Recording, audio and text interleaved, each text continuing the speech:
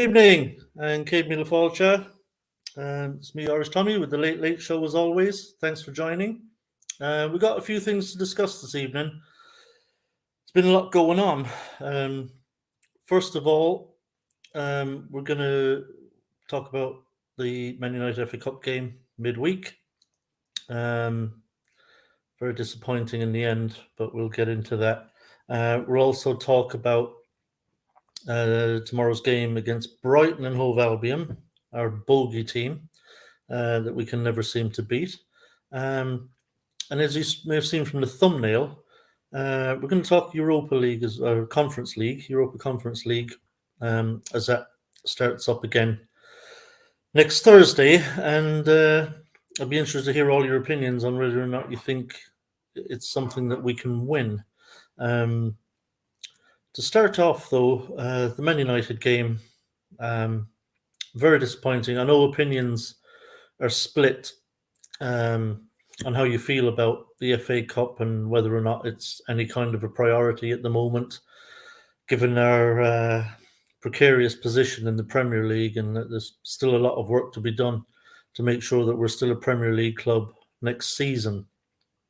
I'll tell you, it was a funny one for me because, all week I was thinking, FA Cup, do we really need more games on top of, the very important Premier League games and Conference League games that we've got coming? I was like, do we really need FA Cup games as well? So I wasn't too bothered about the FA Cup in the build-up. And even really at kickoff time, I didn't feel overly pushed. But as always, once the kickoff comes, you want West Ham to do well and you always want us to win. And then we started playing really well, like really, really well. And I won't lie, I got into it. And then when we were 1-0 up through Benrahma, I got really invested. Like I was like all in. I was all in, like, come on. Like, I really want us to win this game. I want us to go through. So the way it panned out, I ended up actually feeling far more disappointed than I thought I was going to be, because I kind of expected we would probably get knocked out by United, given their form. They'd be buzzing after their Carabao Cup win. So yeah, I just kind of really got into it actually during the game, and more and more it mattered more and more as the game went on, and it's just I was very, very disappointed at the end. We threw that one away. We really threw that one away. I mean, we started out, right on the front foot right from the off. We were getting in their faces, closing them down, high press. This was not, the kind of typical Moyes way of setting up at places like Old Trafford, where he tends to be very cagey. This was clearly him saying, all right, look, let's go out and see if we can't win this bloody thing and score some goals and go through. He obviously did take it very seriously. I wasn't sure how strong a team he would put out. I'll be honest. It was a stronger team than I thought. So I'm going to go in the chat for a second. We've got some people signing in. But decent. No idea what you mean. No. Garino, good to see you as always, mate. One of my reliables. Skevy, midnight. Hello from Cyprus. See you Thursday. Oh, nice. You live in Cyprus, I assume. You live there. Well, you must have been excited when you saw the draw. You probably couldn't believe your luck that we drew Larnaca and you get the Hammers coming to town. So I assume you're a Hammer. Maybe you're a Larnaca fan signing in. I don't know. But anyway, welcome everyone. So just let me know in the comment section as well, because I know people are split on how much they did care about us going through in the cup and beating United. I know some of you think, look, there's bigger fish to fry, not too bothered about it, and others like me who maybe thought they wouldn't be, and then were gutted in the end. Some of you then, of course, like will have been really up for it right from the off and really, really wanting us to go through. Surreal Frame, how are you? Good to see you, my friend. Skibby. Yeah, living here. Don't underestimate AK, a tough little team at home. Yeah, I don't think we will. I think certainly Moyes will rotate, but I think we'll still have a strong side out and hopefully do well there. I think we should be okay. Toby Sampson's in the house. Evening time, mate. I was more bothered about the performance than the result. I just want to keep this wee bit of momentum going. Yeah, that was definitely encouraging, Toby, and we showed a lot of form. It was unfortunate the way we lost it. But yeah, like I say, I'll get into that a little bit more in a second. I know Antonio was a donkey missing goals, but taking them off was a mistake. And Fornells, they were working hard to keep them back, crumbled when they both went off. Yeah, yeah, I'm gonna touch on that actually in a minute. Greeno always want to win the FA Cup. Yeah, me too. Shame competition has been devalued by teams such as Man United because they're more interested in the pounds elsewhere. Yeah. We're sending out High Skip. We would love to chat with you about your UK knowledge. Drop us an email. Yeah, drop us an email. You see the address there, westhamnetwork@gmail.com. And you'll be hearing from either Anton or Russ. And they'll be looking for some insider knowledge from you ahead of the game next Thursday. So, general, we go 1-0 up, same old West Ham. We fuck it up in the last 10 minutes. And if you got to win every game you can in football. Yeah, it's such a pity. It was a very West Ham way to end the game, wasn't it? Surreal Frame, didn't expect either a result or the performance the other day. Nice to see Areola in goal. Shame how it happened, but still, I bet results will improve with him there. Yeah. Obviously, it seems we're going to be missing Fabianski for a few weeks now. So Areola is going to get his chance to nail down that jersey, and let's hope he takes it, because that'll mean he's playing really well and doing well in front of goal. Yeah, that game, I mean, we started it so well. It's a shame, really, that we didn't take our chances, and unfortunately, that's where Antonio kind of falls down, isn't it? It's like I remember it was a superb little pass through from Benny, and I remember as soon as he put Antonio through, I just thought he's going to miss it. I think a lot of us did. I think most of us, if not all of us, thought he's not going to score. Unfortunately, we've seen it before numerous times. He's been put through one-on-one with the keeper, and he always manages to mess it up. And it's just a pity that he doesn't have that aspect to his game. It really is. I think as well, when he's through and goal like that, he's got too much time to think. Antonio, he's got too much time to think about his own doubts about himself, because he knows as well as we do that he's had those opportunities before and he's made a mess of them. And I think when he's through on goal like that, bearing down a goal, I think it's in his head. I think it's in his head that the confidence just isn't there. He doesn't believe in himself that he's kind of going to finish it. He's too anxious, I think, about messing it up again, and invariably it becomes a kind of self-fulfilling prophecy. So he really needs to bang a couple of goals in some game, from in and around the edge of the box or something, just to kind of get that confidence in his striking back. I mean, his striking isn't brilliant at the best of the times, but it certainly doesn't help, when he's all up in his own head as well about it. Garino, most positive thing is we seem to be playing better, more attacking football with crisper, more incisive passing. Yeah, definitely.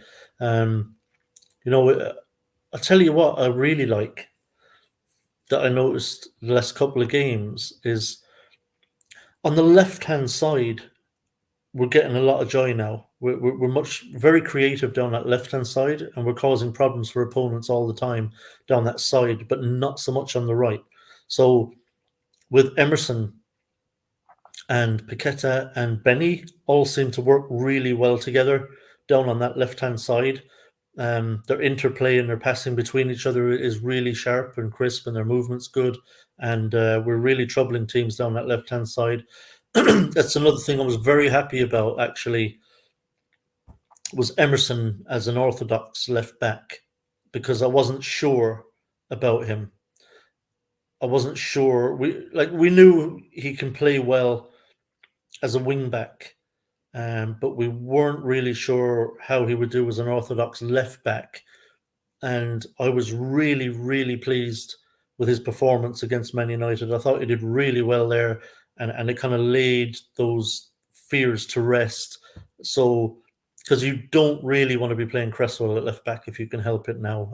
I think he's genuinely past it now, Cresswell. So the fact that we know now that we can put Emerson out there and he'll do well, is great, because he's good going forward as well. Good at carrying the ball, good passer. Um, I'm really pleased with Emerson. Really pleased with him. So that kind of really will help us out till the end of the season, and hopefully he can continue that form. Okay, I have also tonight, by the way, I have a special guest. I know I haven't told any of you, but he's here now, fashionably late, as is his wont. Um, he knows how to play to a crowd, does this man. Um, so you all know who he is. You've seen him, I'm sure. Been on the channel. Gonzo, evening, Hello, mate. mate. How are you? How are you? All right? Yeah, not too bad. Yeah, we were just having a little chin wag here, myself and the live chat, um, about the United game on Wednesday, and how disappointing it was the way we ended the game, considering how good we'd been for kind of 65, 70 minutes. And I was discussing in particular, actually, how I think we seem to be now creating a lot of threat down the left-hand side. There's Yes. kind of a trio that kind of work very well together, seemingly down that side, which is Emerson now at left back, or if he's, which was a huge thing for us, I thought, because there were some question marks about can he play as an orthodox left back and do well. And I think he allayed those fears on Wednesday night. And Agreed. also then ahead of him, Ben Rama, who's playing really well again. And then Paqueta, who will drift to that side on that kind of inside left channel. He'll work up and down that inside left channel. And he seems to work really well with Emerson and Ben Rama down that side. And we seem to be carrying a real threat down that side now, much more so than we are, say, down on the right-hand side. Yeah, absolutely. I totally agree. And I made the point that don't forget this is all with a Gerd playing out of position there. So when he plays at left centre back, Yeah.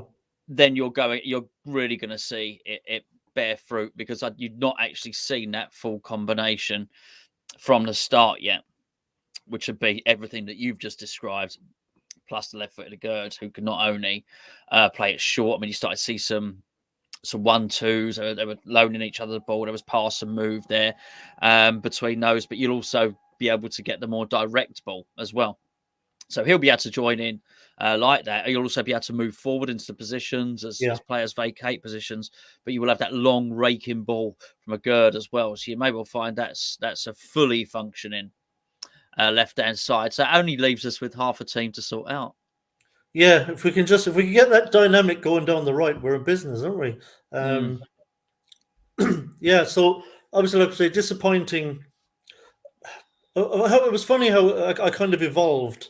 My emotions evolved over the course of the week leading up to the game and then during the game. As before the game, I was thinking kind of, well, we never win these, do we? We Old Trafford, we get beat up there, and so I kind of fobbed it off and thought, well, where you convince yourself you don't really need an more FA Cup games, because we're going to be, we're going to be playing as it is. We'll be playing kind of 9 games in April, and we don't need an extra load and all that. And then the game starts and we're playing really well, and then we go 1-0 up, and all of a sudden I'm really invested now, and I'm kind of like, oh God, I would love to win this game now. Big win at Old Trafford into the quarterfinals of the cup, and all of a sudden I've completely changed my tune. I just got completely invested in the game, and so when it went kind of tits up, in the last 20 minutes, and we ended up losing it 3-1, I was actually quite gutted in the end. I mean, how did you evolve through the kind of tie? Yeah, I think. Well, I totally agree. I think I even said when Gio asked me in the morning we did more. I said I couldn't care less. I was a bit interested to see some individual players play, but actually, in terms of the bigger picture for West Ham, this isn't part of the bigger picture for me this season. It's all about staying up, and then can we get into a comfortable enough position early enough that we can take Europe seriously? It's just, there's no factor of didn't factor it in at all. Manchester United and the FA Cup, but yes, as you say, as you progress, see, the thing is, when we play like that under David Moyes, it's easy to believe in the team. Yeah.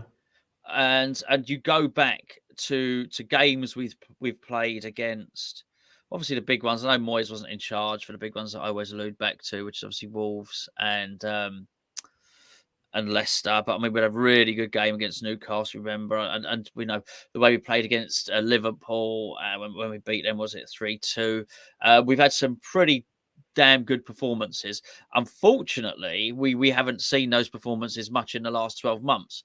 But when we play like we did against Forest, and then we follow it up by playing like we did on the front foot against Man United, and we were the best team for the first 65 minutes. It is easy. It's easy to get behind the team. It's easy to believe in the team. The team, they make you believe. So when you're playing like that and you're beating Man U, then your mind start playing tricks on you, thinking, hold on. Well, I remember this because we played like this before. It might have been 12 months Yeah. ago, whatever, but we played like this before. And if we can play like this, which is be a bit of a nuisance, and Souček can start rampage, and I know all the corners. Who was it? Who did we play? We were putting the corners in all the time recently. Well, I think that was The ex-Real Madrid keeper plays for him. I'm trying to think of the oh, goalkeeper's name. Gets on putting. that was a home game to Forest in the first half. We had about 9 corners. It was that it, and he kept on punching it out and punching it out and Yeah. punching it out. That was it. That was it. Even then, I didn't think the corners were that bad. So I started to look at that, thinking actually our set plays seem to be getting better. Because beforehand, Declan was just hitting the first man all the time, right? Or, it's not really been working out, particularly with Cresswell out of the team, and he's not bad at taking corners. And it was a case of a lot of our good stuff was Cresswell and Fornals taking our corners. Of course, Yeah. they're both out of the team, and rightly so. But once you start seeing, hold on, the set pieces are starting to look a little bit better now, and hold Yeah. on, Souček's more in a more comfortable position to him, and we got a system that's starting to suit all 3 midfield players, and Bonner's looking great, and all of this stuff. You do start to believe, and then you start to think, hold on, maybe we can do something in this FA Cup. So yeah, exactly the same, mate. So yeah. You start One to thing believe, and then it goes away from you. But I wasn't gutted at the end of it, I've got to say. Yeah. I tell you, the one thing I noticed about the corners, which I can't quite understand, is I think I mentioned this actually in our review of the Forest game on the corners, where Souček is standing basically underneath the post at the near post, Yeah, presumably to get some flick-ons or something. But I just don't understand with someone as big and powerful as him, who's such a matchup nightmare in there on set pieces, why you wouldn't have him further out and just coming onto the corners and attacking them the way a la Dawson. I would imagine that would be far more effective. I think clearly the tactic, I think, against Forest was to drop them right on top of the keeper. yeah. I think the feeling being that he's a bit flappy, but Well, he it was. didn't. Yeah, and he was, but it just didn't quite work. And I think after a few of them, I think I'd be thinking, you know what? Because I mean, they were going straight over the head of Yeah. Souček anyway. He wasn't quite able to make a nuisance of himself, I think, as he was meant to. But I'd still rather see him further out and really just attacking those corners and I trying to get. agree. I agree. I wonder if there's something, I might be overthinking it, and if this is true, then they've certainly overthought it. Which is, I wonder if because you have to mark Souček with one of your best guys, That just has to happen. So I wonder if them taking him out of the equation and almost putting him on the front post means it takes one of their top guys away from the penalty spot, and so maybe we can then there's less emphasis, less focus on Ogbonna or whoever it might be. But as I say, it's a massive overthinking.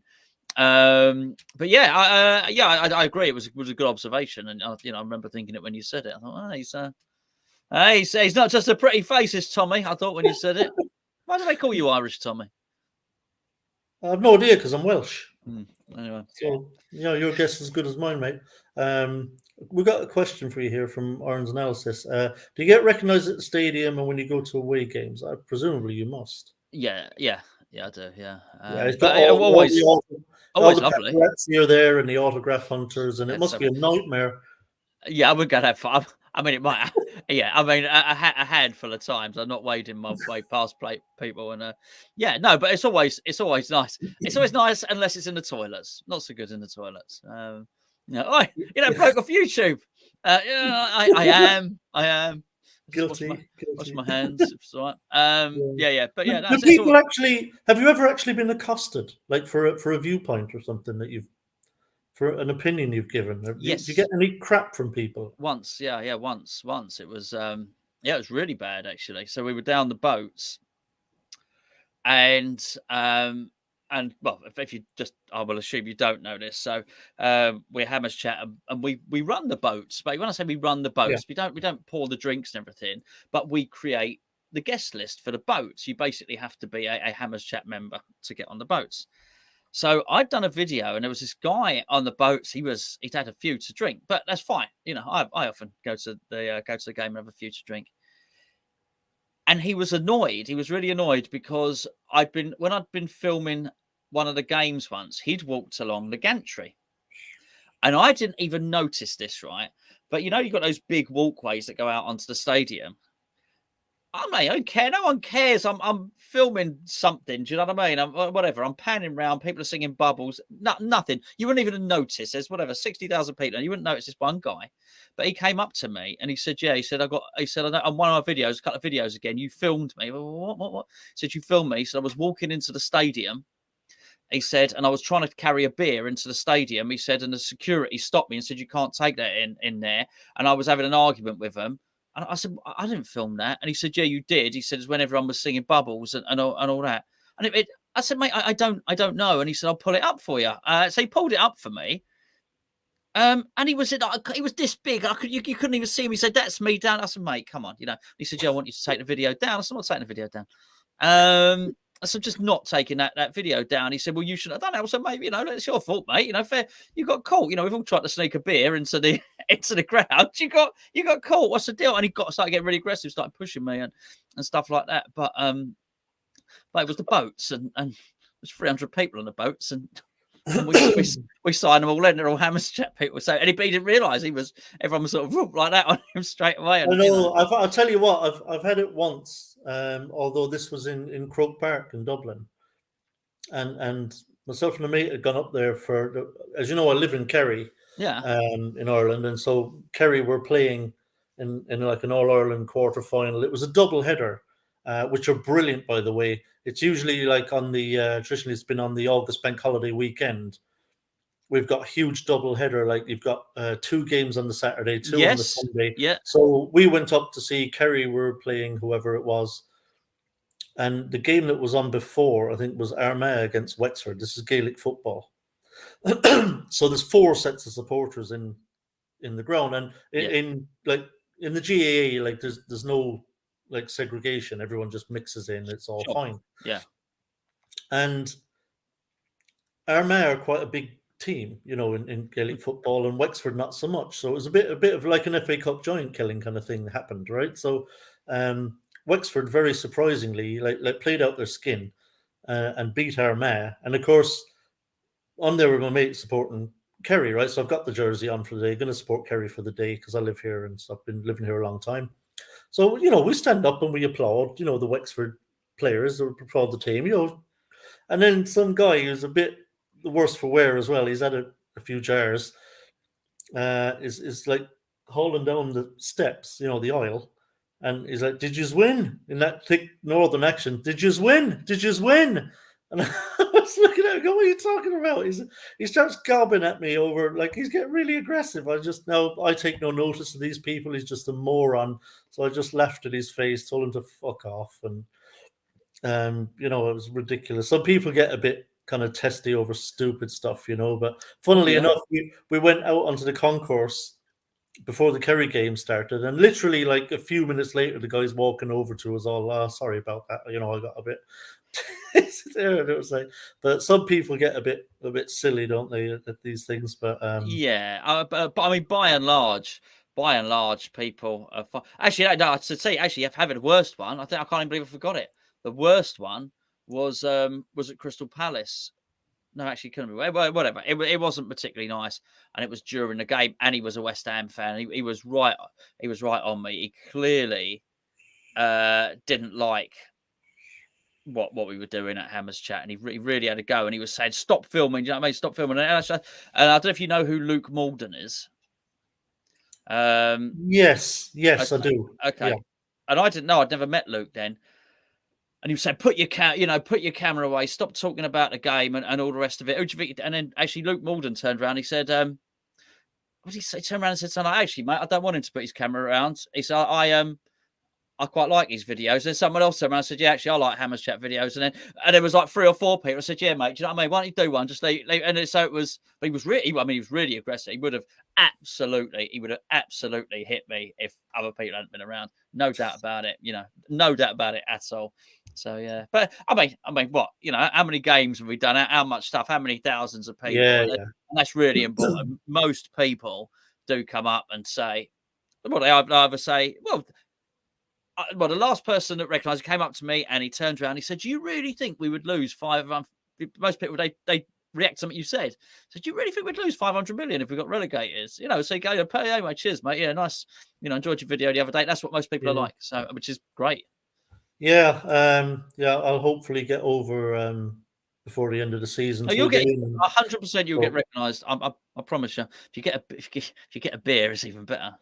I don't know. I feel like I'm far more likely to get a dig from someone. I just people aren't like that. The trouble is people in real life are not like they are on the internet.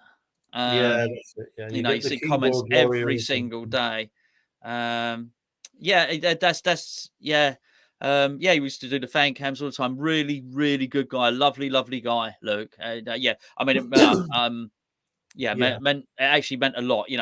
It's one thing to stick up for someone. It's another thing to stick up for someone when there's someone aggressive there. Do you know what I mean? And he did, and that was really good of him. Good guy, one of life's yeah, good fair guys. play. Now I know. Obviously, we've got Brighton tomorrow, and I know obviously yourself and Gio have done the preview for that. Yeah, You did that yesterday evening. So I'm going, Tommy. I'm going. Yeah, so I'd encourage anyone to go watch that. That preview. It's always a great show.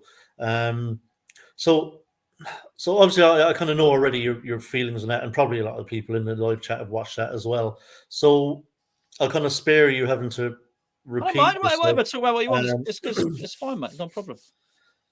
I suppose I want to talk to you about kind of a couple of things. Like, do you think Moyes, given that we conceded those 3 goals in the last 20 minutes at Old Trafford, and there was a couple of defensive errors, are you worried Moyes will be tempted to play 3 centre backs? No, I don't think he will. I think that was the trading match, and I think Bowen would have played as well. If they hadn't had a knock, I think that was the trading match. I think Moyes will know that was an individual error.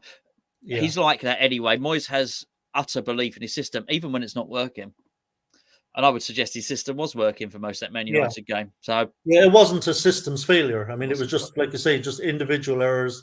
yeah, If Antonio, buries the couple of chances yeah, he had, really unfortunate own goal. It has to be said from Maguire. yes. And of course that changes everything. Like I say, just individual errors. You can't account for that. You just can't. No. And the only thing I hope is that Gerd's all right.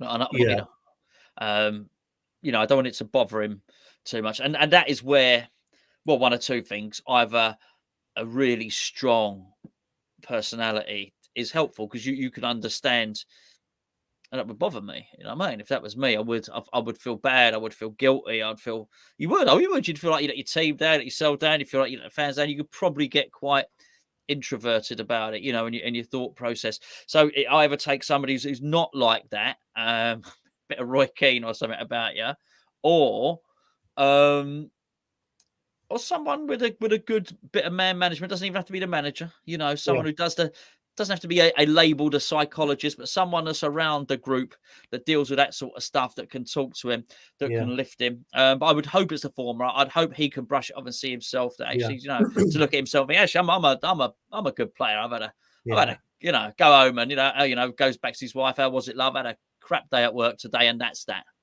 yeah, yeah. And you have to be kind of like a quarterback in the NFL. They say like if you're going to be a really good quarterback and have a really good career, you have to have a really, really bad memory for your Yeah, mistakes. sure. And quarterbacks do. They have that quality. Like for example, in the playoffs in January, just gone. I love my NFL, so I watch it all. In the playoffs, there's a quarterback called Trevor Lawrence, plays for the Jacksonville Jaguars, and in their playoff game against the Chargers, he's at the start of the game he was having a mare. So basically, he's throwing the ball to the opposition a lot. Yes. Yeah. So at the start of the game he comes out. I think their first three drives he throws interceptions, which is nightmare stuff. Like that's your worst nightmare coming true. And then he threw a fourth one soon after, and they're in a hole, and it's his fault, and he knows it. And despite having your worst nightmare happen to you in a huge game on national television, he came back out and he kept throwing. And he ended up actually having a brilliant game from there on and led them to a massive comeback victory against the odds. And that's what you've kind of got to be like now if you're Aguerd. You've got to be like, okay, look, I've had a mayor there, but that's not who I am. But that's You know? winners. Yeah, that's winners. Because it almost doesn't matter what sport it is. So I'm not a great tennis watcher, but I do sometimes. It's such simple rules. Tennis. You can not watch tennis for 5 years, and then you can watch a game of tennis, and that's fine, isn't it? You know exactly what's going on. It was relatively recently. So when I say relatively recently, was the last 2 or 3 years or something like that. And it was a Nadal, and I thought he was probably finished. And watching him in this game, and it must have been 5 sets or something. I watched it over the first 2 sets, and it was a champion. He won a trophy. It was a major title, I think. Awful. Yeah, you can't pull this round. You're in such bad form. You'd be crushed. You just would mentally. But there's something about these guys, these top level guys, where they can just switch it. Do you ever watch that Last Dance, the Michael Jordan thing? Yeah. That's just a winner. Just listen to his part of the interviews and the way he speaks and the way he recalls everything and the way he took charge and the way he did this. And then the way he come up, there was one particular play where he knew everyone was expecting him to do something. So there was this one guy in the I don't know if in basketball, you can tell by the way I'm speaking, but it's one guy who didn't normally he's never hit a 3-pointer in his life. And, but I don't want to be looking for him. He said, this is what we're going to do. And you're going to score. And just the way he was described, I think, wow, this guy's got something special. And they do, these top people, they've got that stuff, like Messi would have done in that, to raise yourself and to be able to take yourself out of the doldrums. So, I suppose it's that mentality that separates the good from the great. It really is. It's amazing. They just have got that mentality where I saw that Michael Jordan one. Like you, I've never watched a full game of basketball. I know nothing about it. But I watched it because I like to watch those kind of biographical type documentaries, especially if it's anything to do with sport. And the guy was just phenomenal. I mean, it was just, talk about just the will to win. I think it was just a mixture of his complete and utter confidence in his own ability, and then his just absolute hatred of losing. He's one of those people where the best thing you can do is go on the court and be really, really nice to him. and hope Yes. that it kind of tempers him a little bit. But it's like one of those people, the last thing you want to do Mm. is to go out there and upset them. Because that's when they're like, "Oh, I'm going to show you now." Or Bit like yourself on a video, Tommy. yeah, that's it. Yeah, but yeah, and it's like there's a funnily enough, it reminds me of a game last year. I think it was here in Ireland, the league final in the Gaelic football as well. Kerry were playing in it, so I was watching it on the TV, and Kerry have one of those elite players. He's a forward, right? He's an elite player. His name is David Clifford. Just insanely talented. Yeah. Just got everything. He's got height. He's got physique. He's really strong and insanely talented. And the guy was marking him for Mayo. Decided he was going to start giving it this and start just giving him some shoulders Yeah. and David Clifford had actually only been playing okay up to that point. It was kind of halfway through the first half or something like that. He'd only been playing okay, not having one of his great games. And from that moment on, that guy had just pissed him off so much. He was like, "All right, now you're fucking gonna get it. Now you're gonna fucking get it." And for the rest of the game, he just absolutely burned him. Just burned him every time he got the ball. I think the guy probably was crying in the dressing room after the game. He just destroyed him, and that's the difference, isn't Yeah. it? Between that's what the greats have. Oh, yeah. And to do it in a way you can make a difference in a team sport is one thing, not to belittle Nadal. It was, as I told a story because it was so impressive to watch. But to do it in a team sport where you're lifting not only your own level, but everybody else's, and actually compensating for people that are not doing quite so well, is, if you ever saw. It was kind of the Poyet effect, wasn't it? Oh, absolutely. If you ever see that qualifier, it was Portugal against Sweden. Oh, it wasn't. It was Ibrahimovic against Ronaldo. A quite remarkable game of game of football with 20 Yeah, bystanders. It yeah, was amazing. I mean, it was amazing to see two people yeah. so far above anyone You probably didn't notice the other players on the It was pitch. You crazy. could I have mean, it was removed just them these all. Yeah, force of win. I'm the best in the world. No, Zlatan's the best in the world. No, Ronaldo's the best in the world. Honestly, and these ridiculous goals and these ridiculous celebrations. I just, that was my. I'm gonna go home in a minute. Yeah, that's it. It's the easiest job in the world. Just you get the ball, just pass it to him, and Crazy. Crazy. But, Unfortunately, we don't have any, but we're hoping a Gerd can lift himself. He doesn't have to be Michael Jordan, but no, but hopefully, just he's repaired, ready for this game because he is important. I do think he's a tremendously important player for us. Yeah, I think he'd be fine.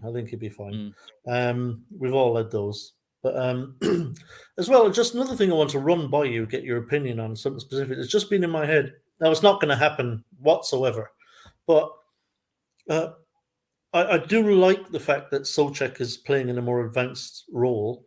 It's clearly something he's very happy about. I mean, his whole demeanor has completely changed. Yeah, it has. Because he was miserable playing as a DM beside Rice. I mean, I think he hated it, frankly. Yeah. And he was shackled. Let's be honest. I mean, that was not the same Thomas Souček who scored 10 goals. No.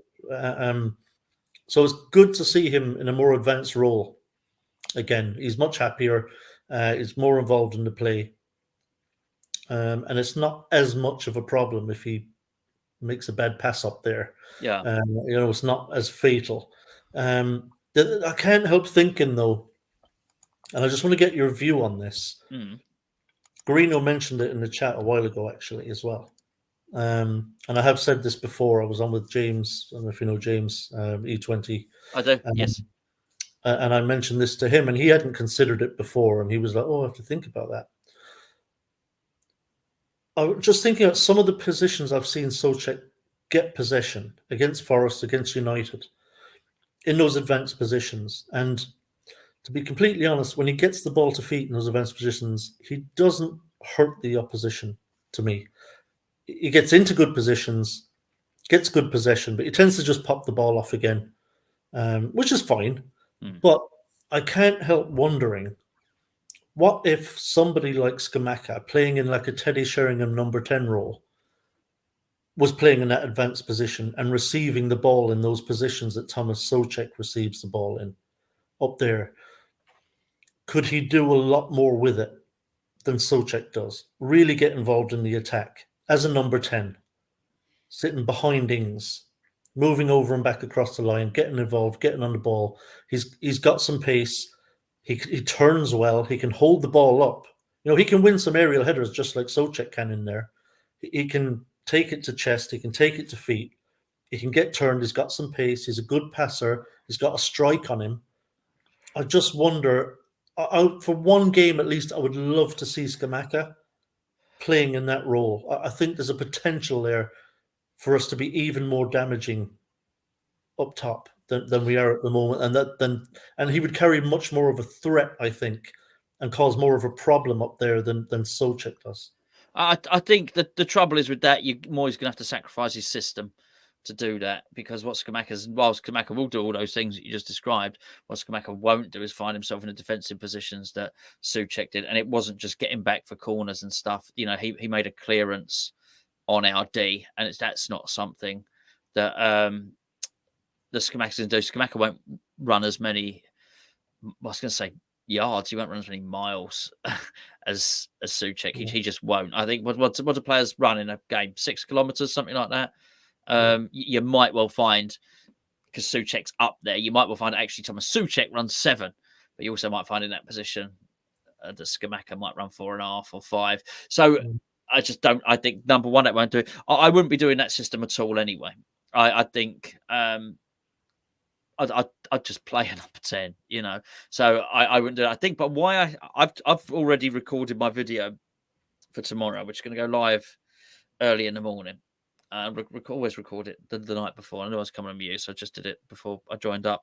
And I said in that video, I think Souček has got an important goal in him between now and the end of the season. I think there's a moment. In fact, it sort of fits in what we've just been talking about with these wonderful players. But sport is often about moments, isn't it? I think there's a moment. I think there's a moment in an important game. I can see it because he's been. It's another kind of Sevilla. Moment. 100%. It's and it might. You sort of always think it might be a header, but he's equally capable of arriving late and sort of stabbing it in with the underside of his boot. I think this is part of us getting someone close to Ings as well. So I think Bowen gets a little bit close to Ings, Benrahma gets closer to Ings. I think it's a way of Moyes not playing 4-4-2 or playing whatever 3-5-2 is actually he's the target man. He's the foil for Danny Ings. That is Souček. Souček is Danny Ings' foil. But just for that bit when the ball comes in.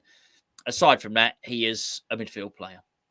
And he gets back. And then when we're sitting deep, when the opposition got the ball, if we don't get it on the press, so he stays forward for the press. We were pressing very high against Man U.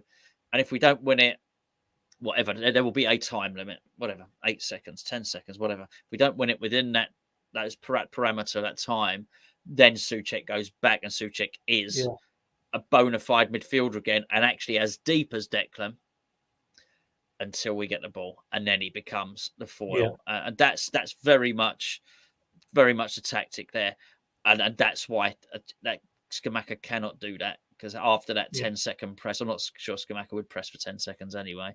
Half-heartedly run for half a second. And then I think it would have to be used in the right game. Yeah, you would have to play, 4-2-3-1, to accommodate Scamacca in there in the 10. But I just feel like, game like home to Forest perhaps is something you could do that in, or even in Europe, but I think in Europe, Scamacca will play as. I wonder, do you think? Actually, I was going to jump forward because my thumbnail actually for the show is, can we win the Conference League under David Moyes? Well, we better talk about that, haven't we? That's the thumbnail. Yeah. So I think before I go, I better kind of get into it, seeing as it was a thumbnail. Now, obviously, I suppose to rephrase, well, I don't really mean can we win it under David Moyes, because that suggests possibilities. And of course, if you're talking about possibilities, then yes, sure, it's possible. I suppose what I really want to know, Gonzo, is, and I want to hear from the live chat as well on this. Do you think we will win the Conference League? Who are the best teams? I noticed a minute ago. I wasn't able to read it, or I noticed a minute ago. So I'm sort of looking at two different screens here. Somebody posted something about Lazio. Lazio are in it, right? Are they the best team? Yeah. So we've got basically, I suppose, the main threats to us would be Lazio, Fiorentina, Villarreal, and Nice. Muffy, of course, plays for Nice now. We tried to sign him apparently in January. So Lazio won. Lazio beat Napoli at the weekend. I'm just looking here. Yeah. So I think those Lazio was second. Lazio was second. Yeah. So yeah, Lazio, Fiorentina, Villarreal, and Nice would be the kind of main threat to us, I suppose. Yeah. Well, yeah. Look, I would imagine if we drew Lazio right now, it would be a no. But aside from that, I think Nice are a good team as well. By the way, I think we've got linked with a lot of their players. I think I said to spend, and I know he wasn't. He was at FC Lorient, was Moffy, and then he's gone very late. I know that, but they had good players. Whenever I looked at them, wherever we were linked with anyone there, so I think Nice would be a good technical team. But if West Ham are on form, I wouldn't fear us against any of those. And when I say those, I mean those European sides that we're looking at there. I'm not saying I wouldn't fear us. I think PSG would rip us a new one. And there are plenty of big clubs on the continent, but I don't think that's them. Villarreal, that's where Emery was, right? Yes. Yeah, well, they're going to be a different proposition now, I would imagine. West Ham will haunt us with Moffy. I mean, nothing we could do about it. We could only bid, and accepted the bid, didn't they? So it's all we could. He didn't want to come, so what more can we do? But we've seen that before. We've seen it with what's his name, En-Nesyri. We bid for him, and Sevilla looked like they wanted to do. Well, there you go. That's interesting, isn't it? They look very good against Napoli. What is that? Cabral was decent. I remember that one actually. Yeah. Fast players. Fast, tricky. Is that the right one? I think it might be. Sorry, I lost my train of thought there. But yeah, I'm just thinking David Moyes. He's never won a trophy. I just wonder, is he just a manager who always will fall short? I never get this. I never get this from any of them. And I used to say this back. I've been doing. Before we did YouTube, we were doing Hammers Chat. Hammers Chat's originally a forum. We've been doing this stuff since 2007. So I've had a lot of discourse. A lot of West Ham football discourse, and I remember speaking about Allardyce and the way he took some badge of honour, some level of pride in never having been relegated, which it was good that he did in the end, because it was such low expectation to I always say this, to the bus driver who measures himself on the fact he hasn't crashed the bus, the chef who says, I've had a good day today, I didn't burn any food. There's no desire to excel, no desire to be the best at what you can be. And I always used to look at these managers who were like that, and a lot of people would laugh at Steve McLaren. And he was funny with the Dutch accent. It was good. It was good stuff. He said, how you say Champions League. Brilliant. Wonderful. And they all laughed about him, but Steve McLaren won the Dutch title. And he with won with FC20, no less. Absolutely. And he took Middlesbrough to the UEFA Cup final as well. I think he might have won another cup. So whatever. That boy won trophies. Harry Redknapp, they used to lump Harry in with Big Sam as like these, and all of that lot. Like in Peter Reid always used to get chucked in there as well. Like they were the equivalent of a journeyman footballer, journeyman managers, if you want, who would get these jobs. But Harry won. Harry won the cup. Harry won the FA Cup, so he's not the same. So actually, they can do all that stuff. And I just used to, I used to think of that. I did think, sort of McLaren was sort of mocked for the brolly as well, the Wally with the brolly, wasn't he, and all that sort of stuff. Well, you laugh away at McLaren if you want, but he's got trophies, medals, whatever it is, and he's whatever assistant manager at there you go, exactly that. There you go. Won the League Cup, got to the UEFA Cup final, which is why he got into for winning that League Cup, and he won the Dutch title. And now he's assistant to Ten Hag or whatever. I mean, he's all right. Don't worry about Steve McLaren. It's Steve, Steve McLaren's laughing, not Sam Allardyce. And this is I'm not counting that. Get away. Eamon, stop trolling. He's joking. Yeah. Yeah, it's so I'd like to think that Moyes. I like to think of Moyes as Allardyce. I think Moyes, he's saying it as well, isn't he? He's talking about trophies now, whereas Allardyce never used to. Allardyce used to make excuses as to why he couldn't win trophies. Allardyce had this woe is me, the world is against me, football's against me, I never get the big job. Well, he did, he mucked it up when he actually got it. Do you know what I mean? Lots of good players to choose from if you're England manager.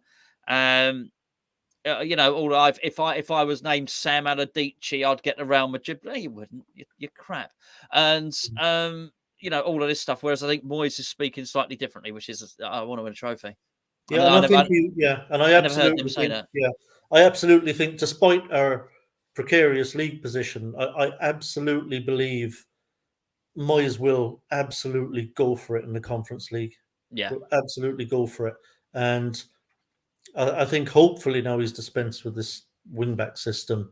If he remains brave and he continues to play the way we are and allows the players to express themselves, allows them to get forward in numbers and try and score some goals, I think we've got a real shout. I really do. I think we've got a real shout. Oh yeah, we can beat any of those teams. Yes, absolutely. We can match any of those teams in the tournament, no matter who we draw. Over 2 legs as well. I think we're capable of knocking any of them out. We proved it last season. Well, I think our tactics suit Europe more than they suit the Premier League, actually. Yeah, it's funny actually. I think, like you say, I think the way David Moyes actually sets the team up and stuff, I think he has more of a chance of winning in Europe than he does in a domestic cup. So let's hope we can get there and we can do it. And because I'll be honest, I thought it was wonderful last season, our run in the Europa League. I mean, I just enjoyed every minute of that. I thought it was magnificent. It's a pity it didn't work out in the semi-final. Obviously, Cresswell getting sent off was a massive blow. We already had a job on going out there, a goal down, but I just thought there were just certain things that kind of, and that's cup football, isn't it? Certain little things will go against you. Like, I still think back to the first leg right at the death where Jared Bowen hit that unbelievable overhead kick that smashed off the crossbar. I mean, if that had gone in, who knows what happens? If Cresswell, Tommy, it's moments. It's moments again. And the trouble was, and it's a killer. The one against the red card against Frankfurt. It's a killer because it's over. Because, you had that fella, that left winger, whatever his name was, picking us off like an assassin. The one that Moyes tried to sign. Kovalev. Oh yeah. I know who you mean. Something like that. Just come on. It was tough, and it was tough on Cresswell, but the signs have been there before, and it is moments. It's moments like that. But we can, we can. I'm not saying we will do it. But we can, and it was great last season. It allowed us to dream, and I think that's why it's been so hard this season, because we like us. There's always a narky coming up. Whenever you do a video, particularly a preview or something, and the white hankies won't be out because everyone's excited either. The trouble is with all this stuff. Thank you, Gemma. Is what did I cover? Yeah, nothing like it. Was it Kovacic? Am I thinking of? Yeah, thank you.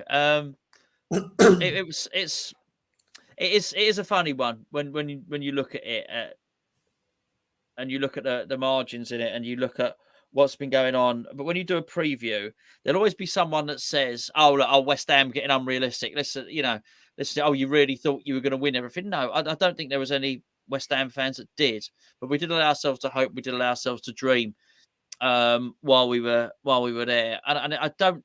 And it's an easy stick to beat us with, which basically can't believe you thought you were going to rule Europe and you thought you were massive. Well, we didn't really, but we were shocked given the fact that we had been quite good and the fact that we've spent a bit of money to find ourselves down near the bottom. And that's all it is. It's not like we're entitled. And we think we should be in. We've got some God-given right to be in the top four. Not had a single West Ham fan ever say that. So when people label it that we're entitled, it's not true. Newcastle sound entitled when you hear their fans speak. They sound more and more like Liverpool fans with every passing week, actually. And that's you hear that from them. We deserve. We're that's what I say. We're different. We deserve. We've earned it. We're owed this success. That's the stuff. I've never heard West Ham fans speak like that. Never. No, we haven't. And Newcastle fans, there's always been a certain kind of entitlement that they've had. That we're Newcastle, we're this massive club, best fans ever, and we should be up here doing this and stuff. And so it doesn't work like that. It just doesn't.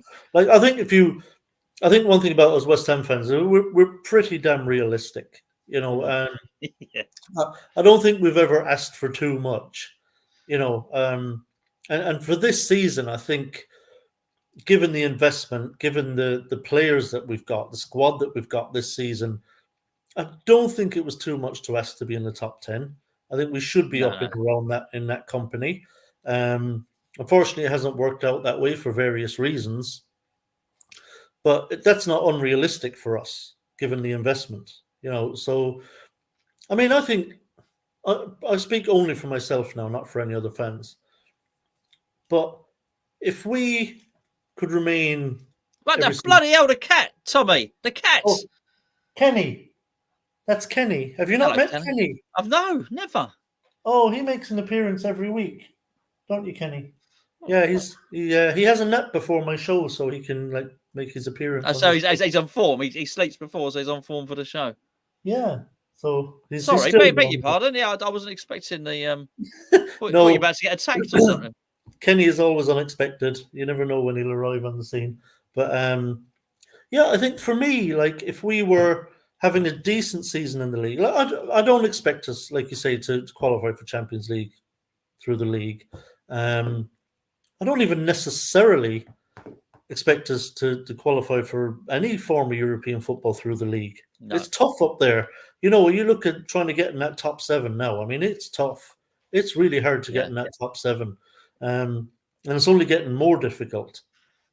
For me, all I really want to see from West Ham is play with a little bit of panache, the way we've been doing the last couple of games. I mean, that'll do me. The way we've been playing, where we've been getting forward, trying to score some goals, playing some nice stuff, being competitive, being positive, that'll do for me. And if we can finish top 10, have a decent league season, and really, really have a go at the Cups. I'll tell you what, that was one of my favourite managers for West Ham was Alan Pardew. Oh. For exactly that reason.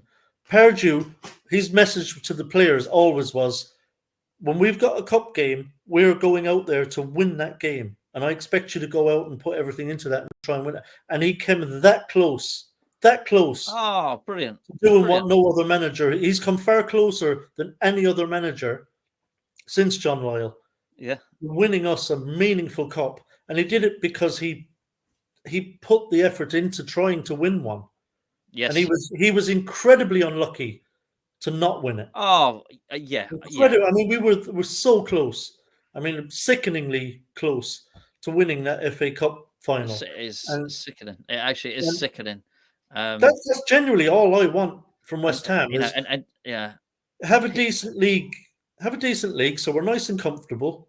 Okay, some seasons we might have a particularly good season, and we might be, really pushing for a European spot. Excellent. Other seasons it might not go quite so well. We might be in 12th. Okay. But I always just want to see us go for the cups, the domestic cups, like really, really have a go every season. That's literally all I want. And to be comfortable in the league. Like, I wouldn't ask for more than that. If we're playing the way we're playing right now, if the football's decent to watch and we're really having to go at the cups, I mean, I'd give anything to win the cup, Gonzo. I really would. Oh, I would. If we could do that and not get relegated, though, it would be brilliant. It's really important, And the trouble is, you get to a certain age, you start thinking, I'd like West Ham to win a cup before I die. That's how you start to think, right? Which is preposterous, really, when you think of the size of the club and how many fans we got and everything. Sorry, just on that cup final, Steven Gerrard did nothing wrong, right? He's a footballer, playing for his club. Yeah. He's paid to score goals. And he scored a goal. He did nothing wrong at all. He didn't kidnap my grandmother. He did nothing wrong at all. I hate him for scoring that goal. I actually hate him for scoring that goal. Honestly, he broke my bloody heart. And they said after, because I was there, I don't know if I was. I'll try. I'll see what I'm going to do. It's getting more. Yeah, you don't want to be out at the moment. The dogs do get walked, by the way, but not in the park. I'll tell you why. So they get too muddy. So in the winter time, they get walked on the street. Do you know what I mean? Because I don't want them ruined in the house. As soon as it gets a little bit better, I'll do a dog walking video. Thank you. What's it? I got lost. No. So at the end, right, everyone stepped behind. And basically, they were all saying, "Oh, aren't the West Ham fans so great? Well done. They showed such respect in waiting behind to watch the ceremony." So we got a lot of praise for that. We weren't being respectful. We were shocked. Everyone was there.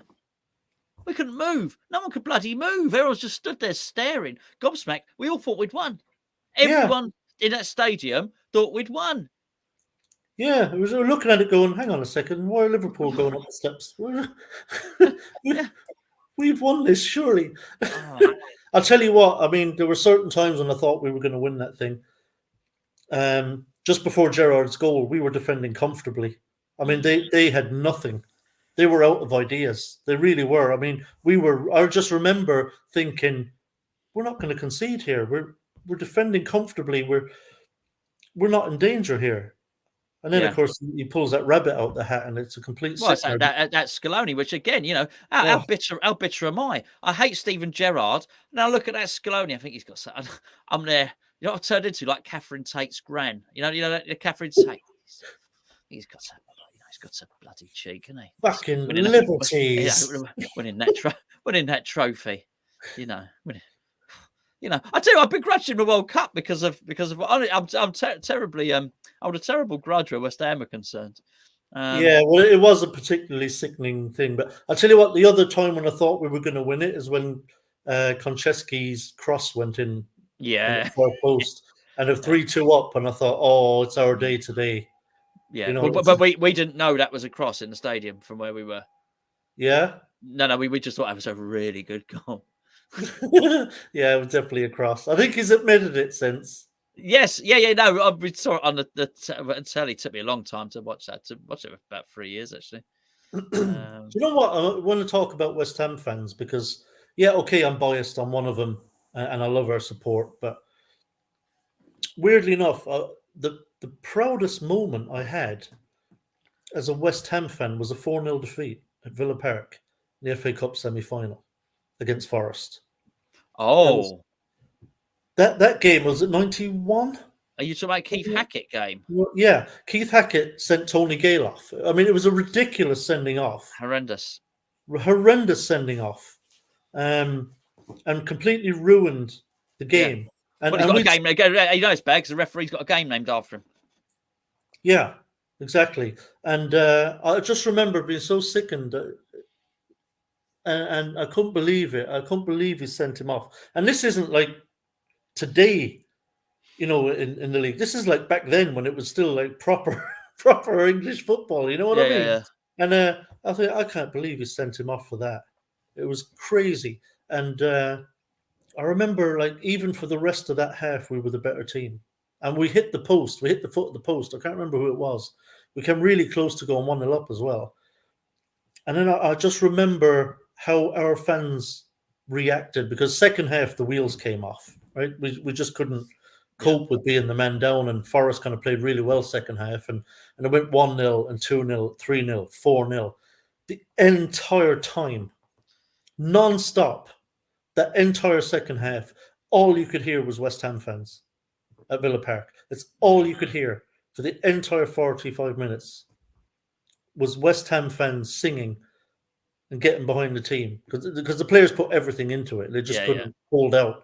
And I just remember thinking, wow, what fans we've got. Just unbelievable set of fans. I remember I was so proud of the fans and the way they'd gotten behind that team for the entire second half, and just singing West Ham, we are proud of you and all this, and we love you, West Ham, we do. And I mean, I just remember thinking, wow, just unbelievable fans. And I was so proud and impressed with our supporters that day. Try to get someone on your show. Try to find someone that was there that day, get them on your show, talk about it. Yeah, I remember just feeling so proud, and my heart was full.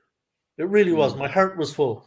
I was so proud of our fans and so proud to be West Ham that I wasn't actually, when the final whistle went, I wasn't even upset that we'd lost 4-0 in the FA Cup semi-final. You're just proud, yeah. I just felt so much pride.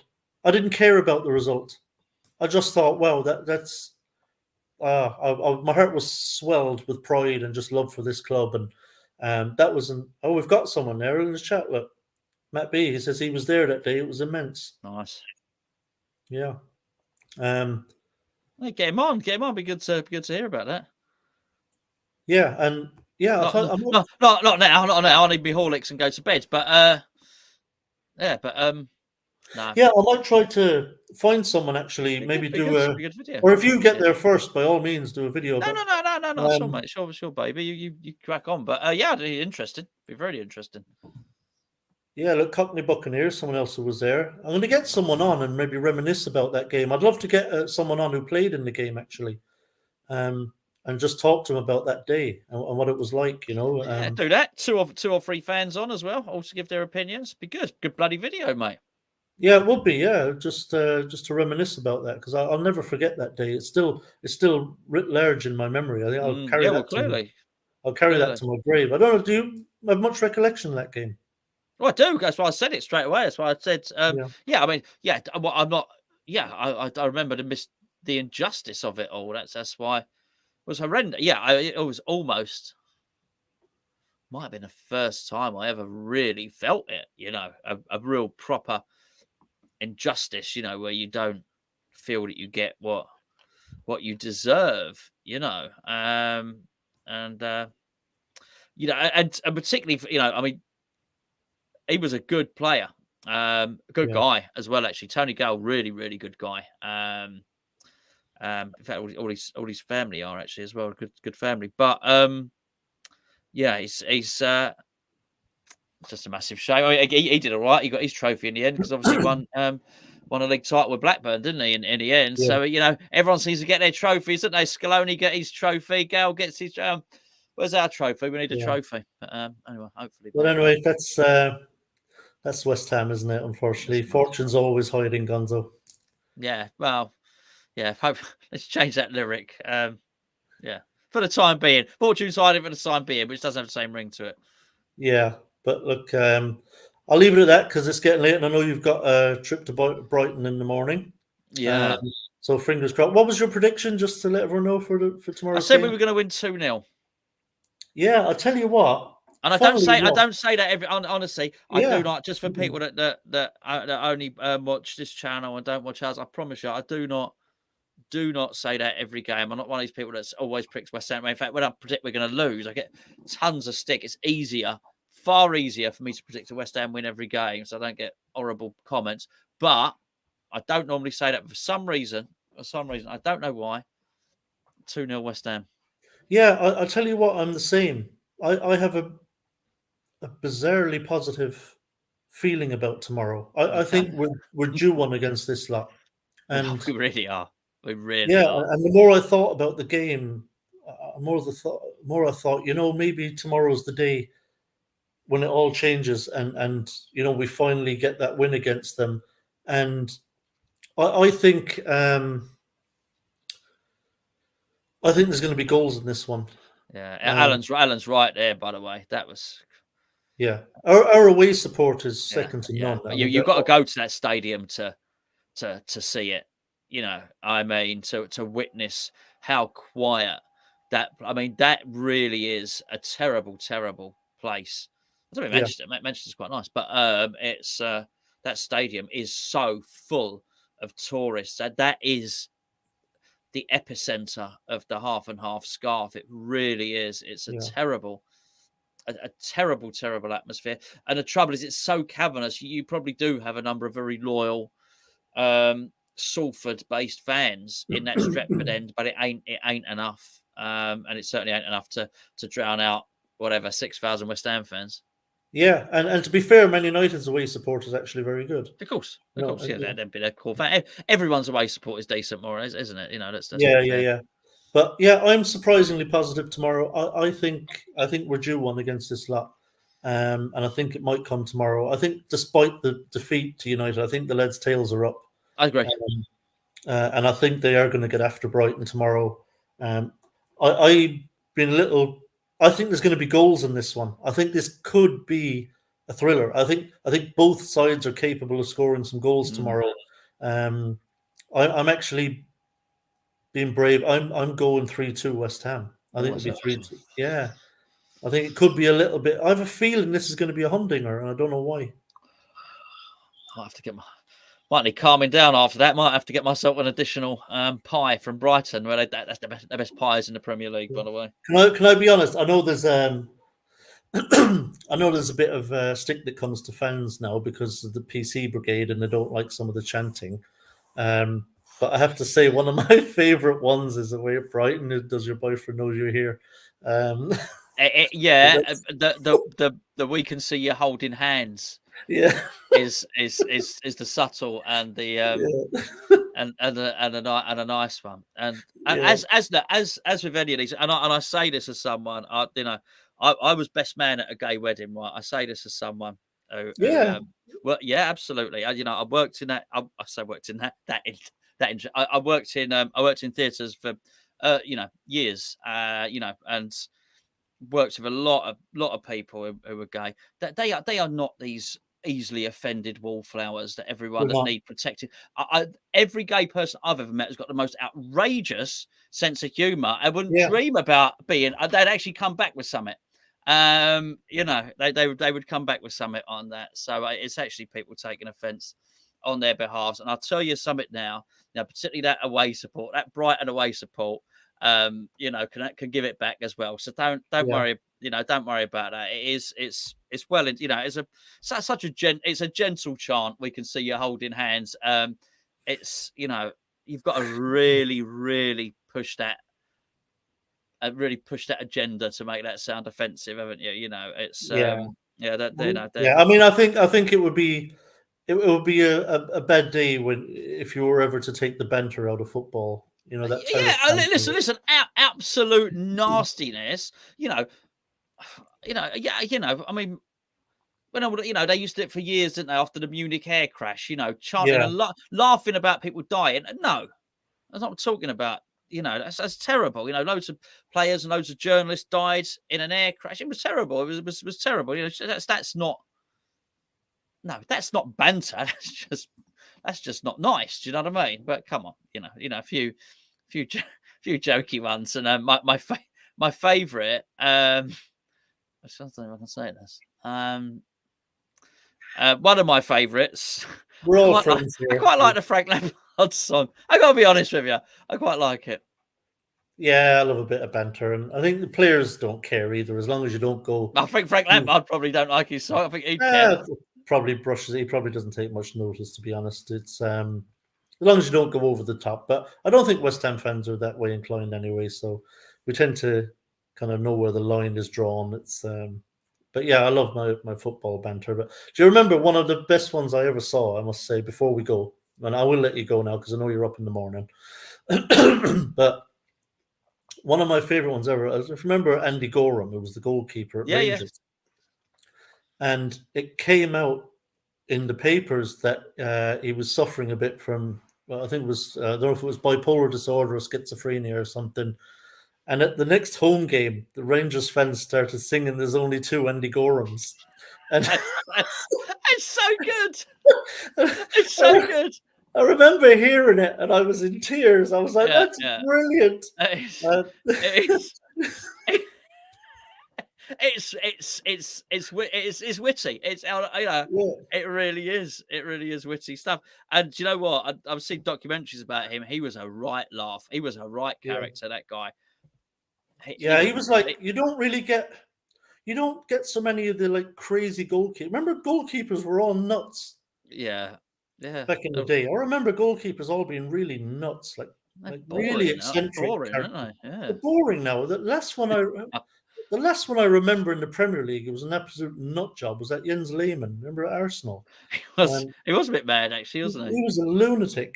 But you don't really get the crazy keepers anymore, do you? Do you remember No, Bruce no. Grobbelaar when he went to like Oh, his first game? I mean, absolute nut job, Bruce Grobbelaar, but he was a good laugh.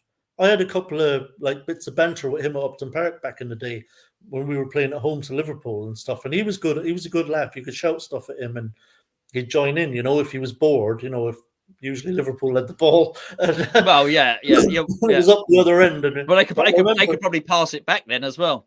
yeah, you remember after he got involved in that scandal, was it the Bung scandal or whatever it was, That's and right. stuff? He was That's right. Yeah. investigated, and I remember their next game was away at the Dell at Southampton, and all the Southampton fans behind the goal were like waving Yeah, yeah. fivers and tenors at him, and he actually used to have a cap, and he took the cap off and he went round holding the cap out for the fans to take the Nice. body off him. It was, so can't beat football banter. Love it. Hope it never stops. No, no, no, no. It's yeah. I mean, I think the only things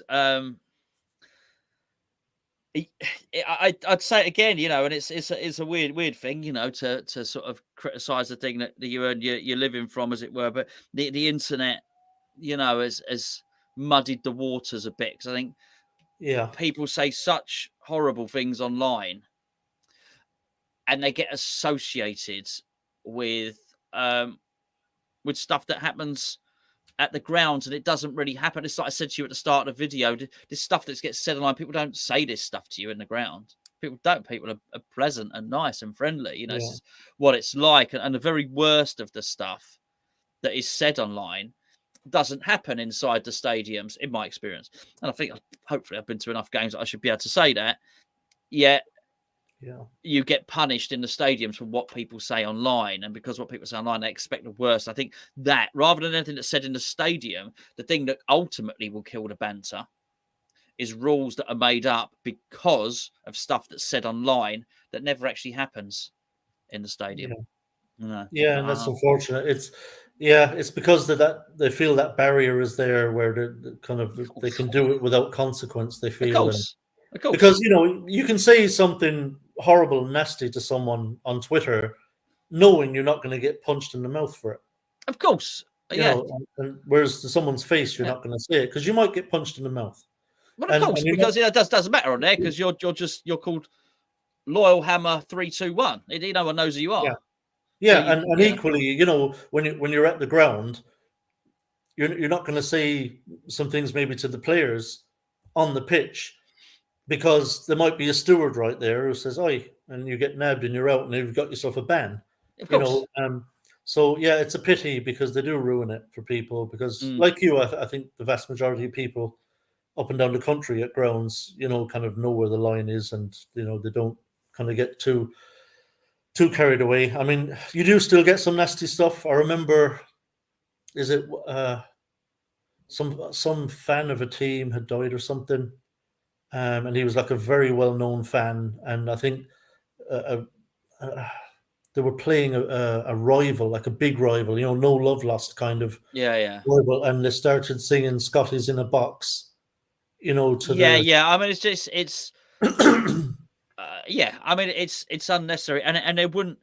And what I would say about that is, not only would there not have been all the people singing that? There would have been people stood amongst others that were singing that who would have been silent, who were probably there thinking, "Oh, this is crap. I'm not. Yeah, Not only am I not singing, I'm not comfortable with this. But what are you meant to do? Stand around and say, yeah, "Oh, you lot stop." That again. You can't really do that either. So yeah, I mean, you just wouldn't do it. You wouldn't do it, would you? Wouldn't yeah, laugh at someone that died. It's just not the done thing. So not yeah. nice. So yeah, I totally agree, mate.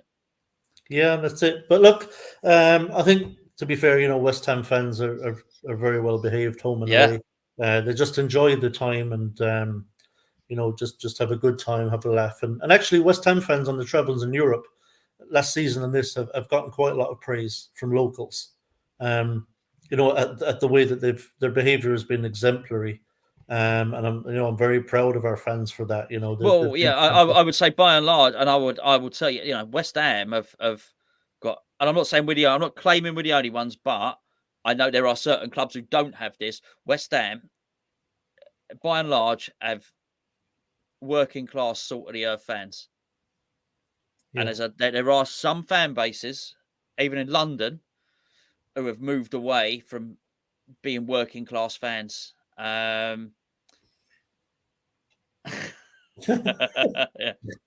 Uh, he's Yeah, in mischievous mood tonight. yeah, And I think that's it. And I think when you are that way, you've probably been brought up well, and you've been brought up to have good manners and be respectful, and qualities that have long been established in your family and in your community and whatnot. So I think there's a lot of that still in West Ham.